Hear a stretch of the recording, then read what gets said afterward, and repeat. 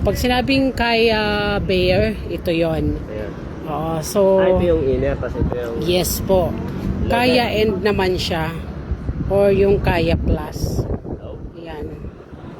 So meron siyang bakanting lote, so depende po yun sa kung gaano kalaki yung available na makukuha ninyo if ever po na ang preferred is Kaya Plus.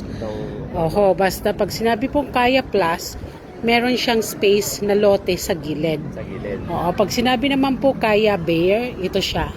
Sa loob siya. Aha, so ito po yung gitna, inner. So inner unit. Oo, so sa isang cluster, basta nasa gitna po siya. Ayan. Oo. Lahat na nasa gitna, yun yung Kaya Bear. Yes po. So, tingnan natin yung loob. Yan siya. Kung mapapansin nyo, ganito yung itsura. Pero, ang maganda, kasi Kaya Bear siya, pero meron na siyang vinyl tiles. Aha. Opo. And then, pagdating naman sa toilet, may tiles na rin po yung toilet niya. Wala nga lang tiles yung gilid. So, plain painted primer paint lang siya. Yun siya. Pintura lang.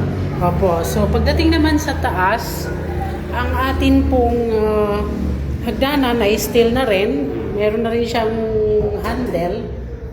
And then, ganito naman siya. Ayan po. So, kung makikita mo, meron din po siyang vinyl tiles na. And then, may ceiling Yun ang maganda doon. Wala nga lang siyang paint. So, meron siyang finish primer lang. Yan. Yan siya. So, yung kaya na ano? Kaya Bear. Oo. No? Yan siya.